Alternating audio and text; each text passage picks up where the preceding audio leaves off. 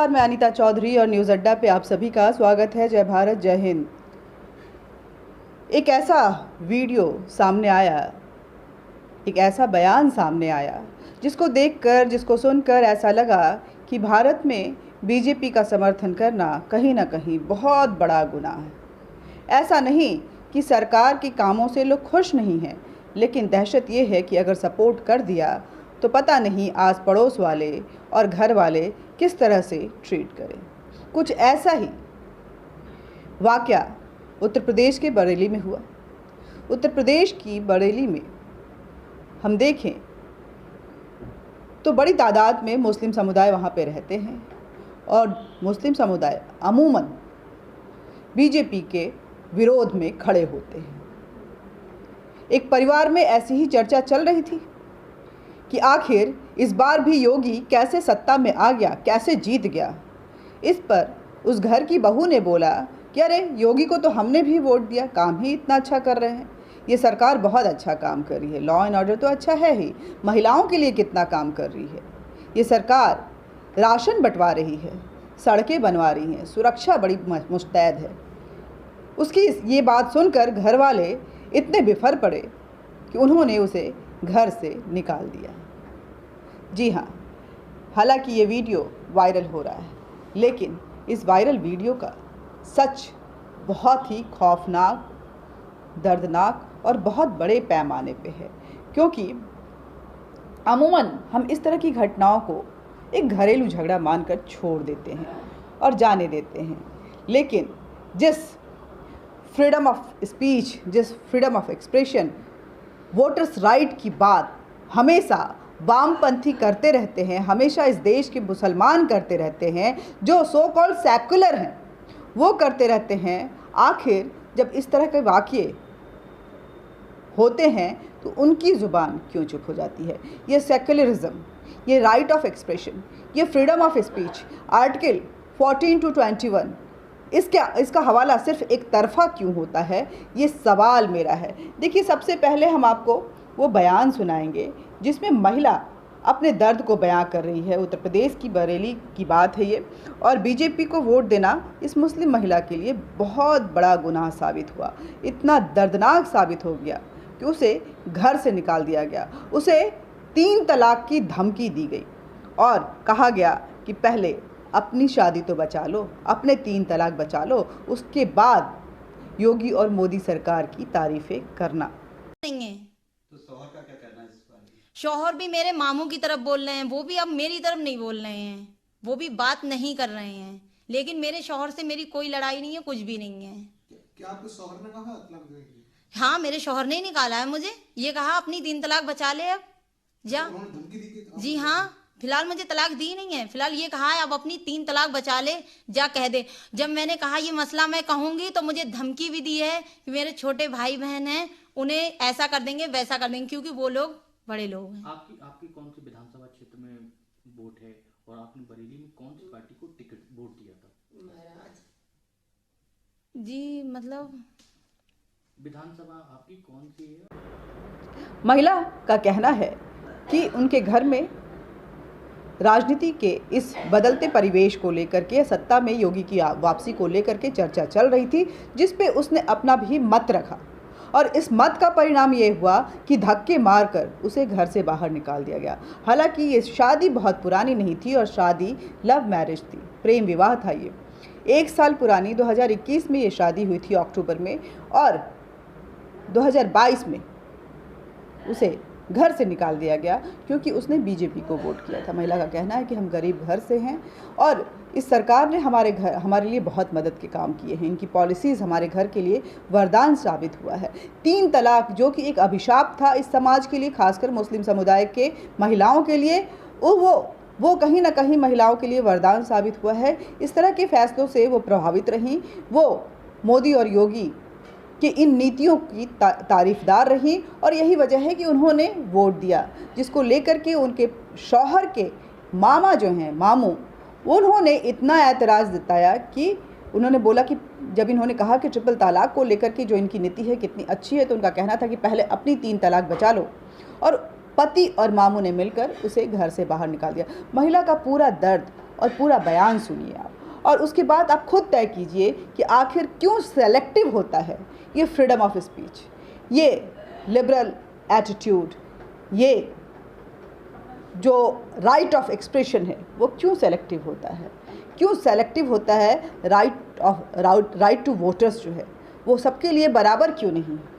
ये ज़बरदस्ती आखिर किस तरह से लिया जाए, इस तरह की ज़बरदस्ती समाज के लिए कितना घातक हो सकता है। क्योंकि अगर मेरा मन कहता है कि ये फला नेता जो है वो बहुत अच्छा काम कर रहा है, मेरे लिए बहुत भलाई का काम किया है, मैं उसे वोट दूंगी, और मेरे घर वाले, मेरे पति बोलते हैं कि तुम्हें देने का कोई अधिकार नहीं है, तो ये गुप्त वोटिंग जो है उसका क्या मतलब रह जाता है।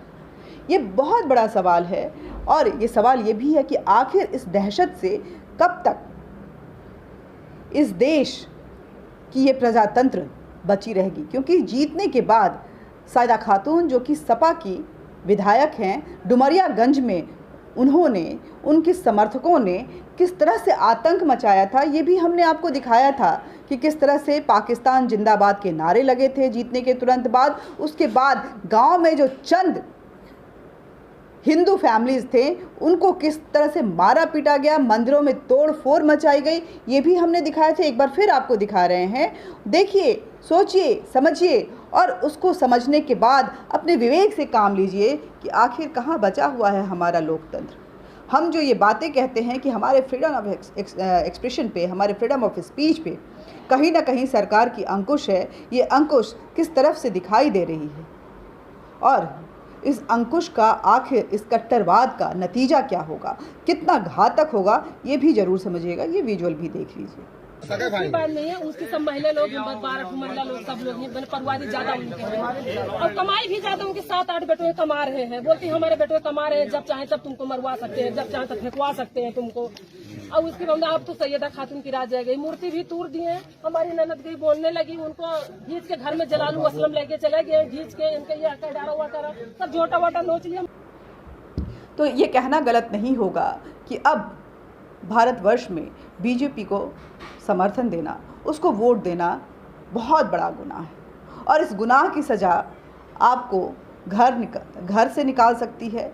इस गुनाह की सज़ा में आपको तलाक दी जा सकती है, और हो सकता है कि आने वाले दिनों में उबाल गुस्से का इतना ऊंचा रहे कि आपको अपनी जान भी गंवानी पड़ सकती है। कुछ जानलेवा हमले तो हुए ही हैं। तो सोचिए, समझिए, और इस फ्रीडम ऑफ एक्सप्रेशन और सरकार कितनी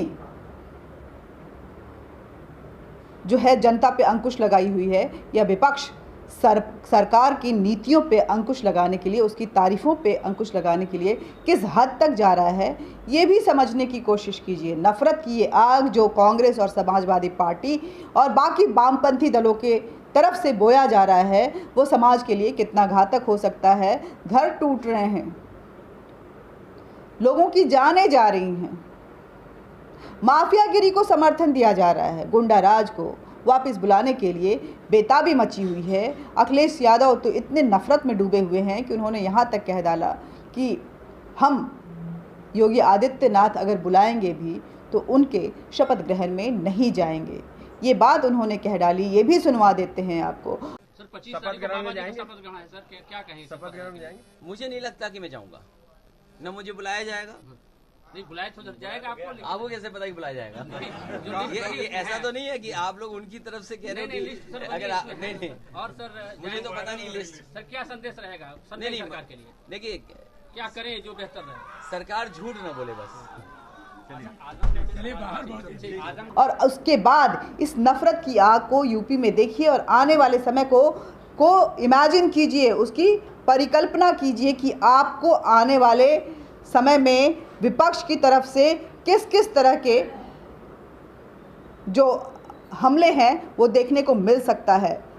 विरोध के नाम पर और क्या क्या हो सकता है, और प्रजातंत्र पर अंकुश लगाने के लिए और एक तरफा अपनी मनमानी जतवाने के लिए हमारे संविधान के किन किन फंडामेंटल राइट्स का बेजा इस्तेमाल हो सकता है, ये भी ज़रूर सोचिएगा। जय हिंद, जय भारत। ये सोचने और समझने की बात है, विवेक से काम लेने की बात है, और ये समझते हुए कि आखिर ये सेलेक्टिव नैरेटिव जो है, ये सेलेक्टिव एटीट्यूड जो है, ये सेलेक्टिव अप्रोच, ये सेलेक्टिव थॉट हमारे लिए और सरकार के लिए घातक है। या वामपंथ, फॉरेन फंडेड उस वामपंथ और कहीं ना कहीं इस्लाम के उस शरबत में लबरेज इन मुसलमानों को, जिनको कि बाहर से पैसे आते हैं, उन मौलानाओं के दबाव में, उनके इन्फ्लुएंस में आए हुए इन मासूम लोगों को के लिए जो एक जाल बुना जा रहा है, जिससे समाज तितर बितर हो जाए, जिससे देश में कुठाराघात हो, देश एक बार फिर टूटने की कगार पे आ जाए और विश्व पटल पर भारत के नाम को किस तरह से धूमिल किया जाए, इसको लेकर के जो प्रोपागेंडा चल रहा है, वो प्रोपागेंडा और एजेंडा अब किस तरह से आपके घरों में घुस गया है और आपके घरों को तोड़ रहा है, ये भी समझने की कोशिश कीजिए। जय हिंद, जय भारत। एक बार फिर आपसे बोलती हूँ, वीडियो को ज़्यादा से ज़्यादा शेयर कीजिए। ये सच्चाई बातें जो हैं, ये जो अप्रोच है, ये जो समाज को जोड़े रखने वाली जो खबरें हैं, शायद आपको मेन स्ट्रीम मीडिया पे राजदीप सरदेसाई, रवीश कुमार और बाकी जो बड़े सो कॉल्ड पत्रकार हैं, जो वामपंथ की शरबत में अपने मुंह को डुबाए हुए हैं, वो नहीं बताएंगे, लेकिन हम बताएंगे, क्योंकि हमारा मकसद है घरों को जोड़ना, समाज को जोड़ना, कुरीतियों को ख़त्म करना, कट्टरवाद का करना और देश में एकता का वो एक सूत्र धागा जो है, उसको हर जन जन तक पहुंचाना।